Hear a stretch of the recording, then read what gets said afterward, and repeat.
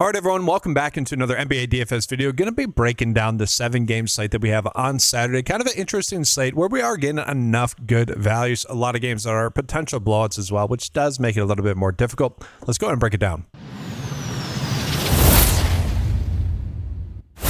So let's start out here with the guard position, and we are going to notice Dylan Harper is going to be projected to be the best value as it currently sits right now. This is going to be predicated on Castle sitting, guys, who's currently questionable. If that happens, Harper at this price tag is definitely appealing.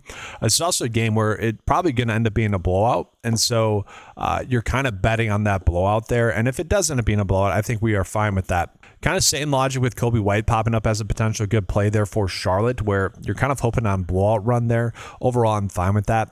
After that, it does become much more tight. If Castle ends up sitting, I'm perfectly fine getting to De'Aaron Fox. I actually would argue his price is a little bit too low just in general. But once you factor in the fact that Castle could end up sitting, we're looking at potentially 40-point upside, which is what he does average about per 36 with him off the court. Now, from there, we take a peek at something like Ryan Nembhard, who, if you look at the Pacers players, guys, that's Andrew Nembhard. Andrew Nembhard's fine as well. If you look at the Pacers plays, I'm perfectly fine with them. Nembhard is someone that they have been getting more minutes to recently. And if he continues to get those minutes, 30 plus or even around 25 plus minutes, then he's going to be appealing. So he's priced at 3.9. I'm perfectly fine with that. But again, that's mostly hoping that he still continues to get the run. That's kind of the tough part about DFS at this point in the season is we're guessing on a lot of minutes more so than we typically would be. Davion Mitchell is very interesting, guys. So a lot of the Miami Heat players are out. Jaquez, Wiggins, Fontecchio, and also Larson are both questionable. So if all those players do end up sitting, then Mitchell at this price tag is definitely too cheap. He's been someone that's been pretty successful lately. I think he would end up being a great 5x option, but he's someone that right now is kind of my typical shoulder shrug play. Like, I'm happy to put him into a build now, hoping that I can upgrade from him later on throughout the day. For now, we'll put Harper in there, I guess, but I do think Fox is going to be an appealing play. We'll jump on into the shooting guards here. I'm expecting Kawhi Leonard to sit. That's kind of how I'm gaming things. So I do think Darius Garland's going to be much more appealing if that ends up happening. Kawhi is currently questionable. If we take a peek at some of the values, Keldon Johnson, a value there. I'm fine with Keldon Johnson. He's like a 5x play. He's someone that as the day progresses, again, if you can potentially upgrade from him, you do want to do that, but it's a good matchup there for him, so I'm fine with that. Gary Payton is someone that has been getting a little bit more run for the Warriors, and he's someone that in the last game really struggled. We don't like that. Only 20 minutes in that game, only 2 points, but he does end up drawing a good matchup there. Norman Powell, perfectly fine with him with how thin the Miami Heat are, so he's going to be a fine click. Melton, he's someone that I'm kind of expecting Melton to end up sitting here tonight, but if he ends up playing, guys, and he ends up playing a lot of minutes here, you would kind of expect him to have a really good game and maybe potentially have one of those ceiling games. Again, he's kind of one of those plays that you want to target, chasing more of some upside. With Memphis being pretty banged up here tonight, I do think Cedric Howard's somewhat appealing here, only projected for 26 minutes. We'd want him to get more than that, but he's also someone that, been a pretty consistent producer. So overall, I think he's a fine play. So from there we go ahead and jump on into the small forward, still sorting it by best value. Jonathan Kuminga being questionable is interesting. If he ends up playing, I think he is a pretty solid value for us. He has had some very good games thus far for Atlanta, and actually he'd probably be one of my more favorite plays. The issue with him is how many minutes can we truly expect him to get with Atlanta being pretty healthy? That's a question, but 10-point spread, maybe he does get a little bit more run than what he's expected to get. Now, from there, we're not really getting any great values here. Like, Walker is someone that, again, with the Pacers injury report, we really have no idea who's going to be out or active. But if, let's say, Siakam's out, if a lot of the high usage rate players are out, then Walker becomes very appealing, but it's completely a guessing game with the Pacers. Just be checking the data before you submit your lineups when it comes to that. It is worth calling out, guys, that Donovan Mitchell is currently questionable, but so is Jalen Tyson. And so if Tyson and Mitchell end up sitting, then I actually think we'd be looking at Sam Merrill to be a pretty good play overall. But if Mitchell sits, then Tyson's not terrible as well.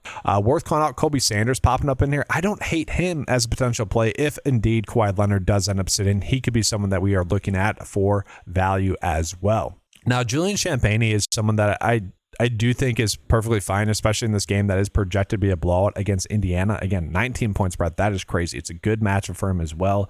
He is someone projected to get 26 minutes. I think he is a very safe 5x play. Obviously, if he has a very good game, we could be shooting for 7x. So a very appealing play there as well. The issue that we're having lately is we're not getting any of these like standout stud pay up plays. A lot of the top plays by value have been these discounted plays. Chris Middleton's fine, guys. I'm fine with that. PJ Washington, I actually don't mind today here for Dallas. If you want to get to him, that's fine. I kind of think that the forward position is a little thin, though. John Collins would be a phenomenal play, I guess, if Kawhi does end up sitting. He does draw a good matchup. And he's been someone that's been playing better recently as well. And so kind of a 6x option to me. That's how I see it. But if Kawhi ends up sitting, potentially even like a 7x. And then, yeah, I mentioned PJ Washington, guys. PJ Washington has been playing better recently as well. And so if you want to kind of target that recent production for him, ride the hot hand with it, I'm actually fine with that. I think that's a perfectly viable option tonight. And let's go ahead and take a peek at the top center plays here today. Wemby is actually one of the better plays. Quinn Post, if he ends up being active tonight, I really don't mind him at 3.7. Projected to get 22 minutes. We would need him to get that. But if he does get that, I think the 22 fantasy points that he's projected to get are viable. I really think Mo Wagner would be an easy click here tonight, guys. If Wendell Carter, who is questionable, ends up sitting, okay, Mo Wagner would be just an easy click. He's someone that can get to value on limited minutes regardless. Like if he gets 15 minutes, he could potentially get to that. But obviously if Carter sits, we're looking at closer to probably 25 minutes, and then that becomes much more appealing for him. And then from there, don't really care too much. We'll show you guys who the top plays are overall right now. Wemby, perfectly fine with Wemby. The concern is that 19-point spread. Jalen Johnson, I don't know, with Kuminga being back, a little tighter for me. And then it drops off there, guys. Like if Mitchell's out, Harden and Mobley are just two easy clicks. And I would argue Mobley is still potentially a good click, but price at 9.2, we do have to think about it a little bit there. And then from there, it is worth calling out, guys, that Austin Reeves is questionable. And so if he sits, LeBron and Luka, I don't want to say they become must plays, but they definitely become much more appealing plays. So this is kind of what I'm looking at right now for some potential lineups where I'm chasing the upside there with John Collins and PJ Washington.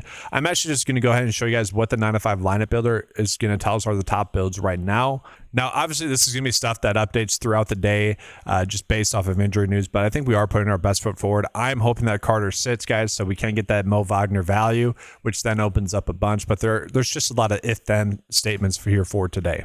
And so, guys, just making one lineup right now. That top lineup would currently be Harper, which, again, with Castle potentially sitting, that's appealing there. Reeves, which I don't know. I'm kind of expecting him to sit. If he plays, sure.